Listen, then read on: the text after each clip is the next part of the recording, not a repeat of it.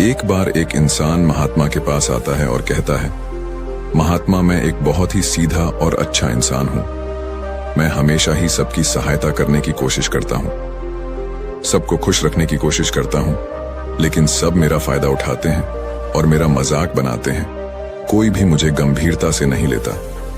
यहां तक कि मेरे परिवार वाले भी मेरी इज्जत नहीं करते और ना ही घर के किसी महत्वपूर्ण काम में मेरी सलाह लेते, जबकि अपने तीनों भाइयों की तुलना में मैं सबसे ज्यादा काम करता हूं। घर वालों की बात भी मानता हूं, माँ बाप की सेवा भी करता हूं, लेकिन मेरी भावनाओं को कोई भी नहीं समझता है। सब मेरा फायदा उठाते हैं। आखिर मेरे साथ ही ऐसा क्यों होता है? उस व्यक्ति की पूरी बात ध्यान से सुनने के बाद महात्मा जी ने बोले, किसने कहा कि तुम एक सीधे और अच्छे व्यक्ति हो? असल में तो तुम एक अच्छे इंसान होने का दिखावा कर रहे हो। ये सुन उस इंसान को बुरा महसूस हुआ, लेकिन वो फिर भी महात्मा की बात सुनता रहा। महात्मा ने उससे पूछा, अच्छा बताओ कि तुम हर इंसान की सहायता क्यों करना चाहते हो? क्यों तुम सबको खुश रखने की कोशिश करते हो? उस व्यक्ति ने कहा, ताकि सामने वाला मुझे भी खुश रखे, मेरी बात माने, मेरी इज्जत करे, मेरी भावनाओं को समझे और मुझे एक अच्छा इंसान समझे।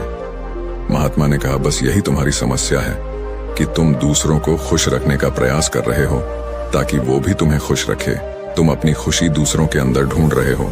तुम दूसरों की नजरों में अच्छा और खुद की तारीफ सुनने के लिए सामने वाले की जी हजूरी कर रहे हो और फिर उम्मीद कर रहे हो कि सामने वाला भी तुम्हारे साथ ऐसा ही व्यवहार करेगा। तो ऐसा नहीं होता, क्योंकि कोई भी ऐसे इंसान को गंभीरता से नहीं लेता जो लोगों की हर बात में हाँ में हाँ मिलाता है। अब मैं तुम्हें कुछ ऐसी आदतें बताता हूं जो लोग खुद को अच्छा मानते हैं। पहली आदत, खुद को अच्छा मानने वाले लोग ये दिखाने की कोशिश करते हैं कि वो लोगों का ख्याल रखते हैं। उन्हें लोगों की चिंता है, इसीलिए वह सबकी सहायता करने पहुंच जाते हैं, फिर चाहे सामने वाले को उनकी मदद की जरूरत हो या ना हो।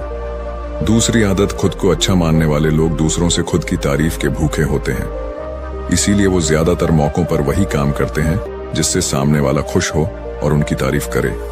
अगर उन्हें लगता है कि किसी काम से सामने वाला व्यक्ति दुखी हो जाएगा तो वह उस काम को हाथ तक नहीं लगाते।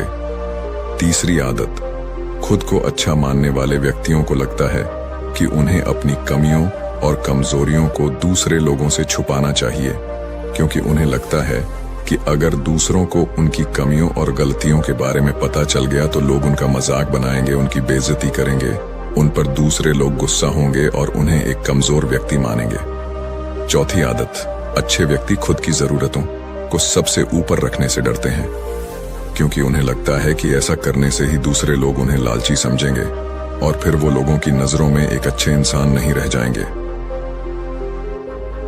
पांचवी आदत, खुद को अच्छा समझने वाले लोग मानते हैं कि वो केवल तभी खुश रह सकते हैं जब उनके आसपास का हर इंसान खुश रहे, इसीलिए वो अपने आसपास के हर व्यक्ति को खुश रखने की कोशिश करते हैं।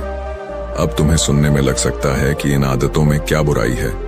सबका भला करना तो अच्छी बात है, लेकिन समस्या यह है कि खुद को अच्छा समझने वाले व्यक्ति असल में जैसे दिखते हैं वैसे होते नहीं।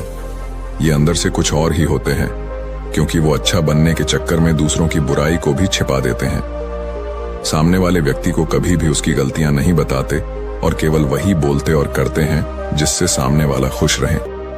दूसरा, अच्छे लोग अपनी जरूरतों और कामों को महत्व नहीं देते, इसीलिए ये दूसरों से सीधे अपना काम करवाने से घबराते हैं, जिसकी वजह से ये दूसरे लोगों के साथ चालाकी करने की कोशिश करते हैं, अपने जरूरी कामों को करवाने के लिए भी, जैसे कि सामने वाले की चापलूसी करना या फिर उसके किसी काम के बहाने अपना काम भी कर लेना।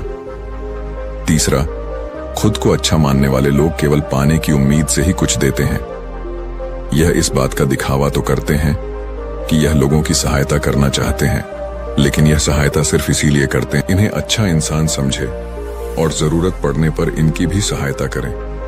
लेकिन अगर इन्हें सहायता के बदले सहायता नहीं मिलती तो ये गुस्सा हो जाते हैं, सामने वाले से अंदर ही अंदर नफरत करने लगते हैं और उससे बदला लेने का मौका ढूंढने लगते हैं। चौथा, खुद को अच्छा दिखाने वाले लोग दूसरों को मना नहीं कर पाते और दूसरों के काम करने के चक्कर में ये अपने और अपने परिवार के जरूरी कामों को भी पूरा नहीं कर पाते।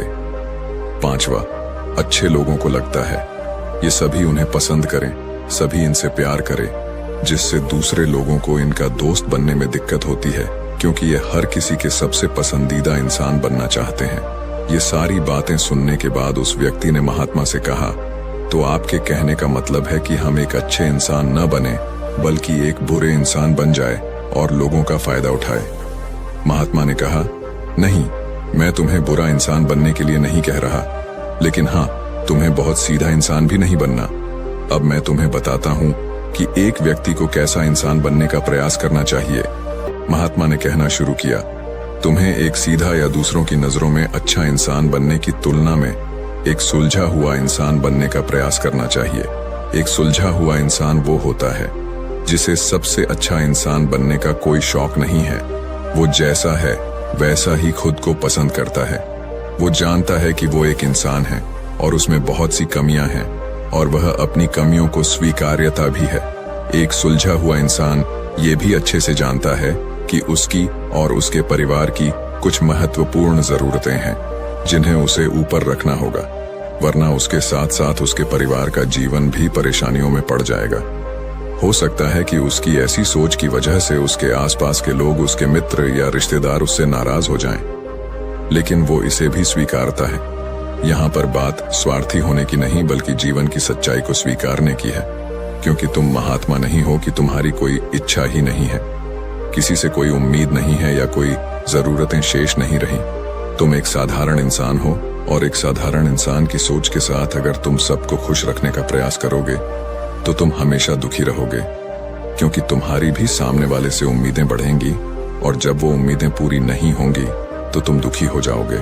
इसीलिए जो इंसान ये कहता है कि मैं सबकी मदद करूंगा, सबको खुश रखूंगा और मुझे बदले में किसी से कुछ भी नहीं चाहिए, यहाँ तक कि अपनी तारीफ भी नहीं, तो पहले उस इंसान को बुद्धत्व प्राप्त कर लेना चाहिए, क्योंकि एक आत्मज्ञान को प्राप्त व्यक्ति ही किसी से कोई उम्मीद नहीं रखता। पर क्योंकि आत्मज्ञान को प्राप्त करना सबके बस की बात नहीं है, इसीलिए तुम्हें इस जीवन के सत्य को स्वीकारना होगा और दुखी होने से बचने के लिए एक सीधा इंसान बनने की बजाय एक सुलझा हुआ इंसान बनने का प्रयास करना होगा। अब मैं तुम्हें बताता हूं कि एक सुलझे हुए इंसान में क्या क्या विशेषताएं होती हैं। पहली विशेषता यह है कि ये अपनी और अपने चाहने वालों की जरूरतों को ऊपर रखते हैं। इसका मतलब यह नहीं है कि ये लोग दूसरों की जरूरतों को कम समझते हैं या फिर दूसरों को गिराकर खुद ऊपर बढ़ने की कोशिश करते हैं, बल्कि इसका मतलब यह है कि ये लोग दूसरों की फालतू जरूरतों के लिए तब तक उपस्थित नहीं होते जब तक कि इनकी खुद की महत्वपूर्ण जरूरतें पूरी ना हो जाएं। हालांकि अगर कोई इंसान सच में मुसीबत में फंसा हुआ है और उसे इनकी सहायता की सख्त जरूरत है, तभी अपने महत्वपूर्ण कामों को पीछे रखकर भी उसकी सहायता के लिए उपस्थित हो जाते हैं, और ये अपने से कमजोर और जरूरतमंद लोगों की भी अपनी हैसियत के अनुसार सहायता करने के लिए तैयार रहते हैं। ये बस अपना बेवजह शोषण नहीं होने देते और इस बात पर भरोसा रखते हैं कि अगर इन्हें सच में किसी की सहायता करनी है तो पहले इन्हें उसकी सहायता करने के लायक बनाना होगा, और लायक वो सक्षम बनने के लिए इन्हें अपनी जरूरतों का भी ध्यान रखना होगा। क्योंकि अगर एक व्यक्ति खुद ही बहुत ज्यादा बीमार है तो फिर वो दूसरे बीमार व्यक्ति की सेवा कैसे कर सकता है। एक सुलझा हुआ इंसान इस बात को मानता है कि हर इंसान की अपनी कुछ जरूरतें और इच्छाएं होती हैं जिसका उसे ध्यान रखना चाहिए, लेकिन खुद को अच्छा दिखाने वाला इंसान हमेशा यह दिखाने की कोशिश करता है कि उसकी अपनी कोई जरूरतें या इच्छाएं नहीं है, इसीलिए वो हमेशा दुखी रहता है। दूसरी विशेषता, एक सुलझा हुआ इंसान इस बात को अच्छे से जानता है कि वो अपने आसपास के हर इंसान को खुश नहीं रख सकता, इसीलिए वो केवल उसी व्यक्ति को खुश रखने का प्रयास करता है जो उसके लिए मायने रखते हैं, जो सच में उससे प्यार करते हैं, उसकी परवाह करते हैं। लेकिन अगर उसकी बहुत कोशिश करने के बाद भी सामने वाला उससे दूरी बनाने का प्रयास करता है, उससे खुश नहीं रहता या फिर उसके साथ सहज महसूस नहीं करता, तो फिर एक सुलझा हुआ इंसान ऐसे व्यक्ति से दूरी बनाने से भी पीछे नहीं हटता। फिर चाहे वो उसका कोई परिवारजन, सगा संबंधी या फिर दोस्त क्यों ना हो, क्योंकि वो किसी से जबरदस्ती नहीं कर सकता, सिर्फ उसे खुश रखने या सामने वाले की नजरों में अच्छा इंसान बनने के लिए। इस तरह वो खुद को बेवजह दुखी होने से बचा लेता है, लेकिन जो अच्छा होने का दिखावा करते हैं वो सबको खुश करने के चक्कर में अपने जीवन के सबसे महत्वपूर्ण इंसान को ही दुखी कर बैठते हैं, जो कि वो खुद हैं। तीसरी विशेषता, एक सुलझा हुआ इंसान वैसा जीवन जीने का प्रयास करता है जैसा वो जीना चाहता है। वो सिर्फ किसी दूसरे को खुश करने के लिए अपने जीने का तरीका नहीं बदलता। इसका मतलब यह नहीं है कि उनके जीने का तरीका ऐसा है जिससे लोगों को समस्या हो। वो बस दूसरे क्या कहेंगे इस चक्कर में अपना मन मार कर नहीं रहता और खुलकर पूरे जोश और उत्साह के साथ अपना जीवन जीता है। उसे अपनी पसंद नापसंद पता होती है, इसीलिए वो वही करता है जिसमें उसे खुशी मिलती है। उसे अच्छे से पता होता है कि वो कौन है, उसे अपने आप पे भरोसा होता है, इसीलिए उसे किसी इंसान की छोटी चापलूसी करके खुद को अच्छा दिखाने या खुद की तारीफ सुनने की जरूरत नहीं होती। महात्मा जी ने आगे कहा, अगर तुम अपने जीवन से संतुष्ट नहीं हो तो अपने आप से 2 प्रश्न पूछो। पहला, क्या मैं अपने लिए वो जिंदगी बना रहा हूं जो मैं असल में अपने लिए चाहता हूं?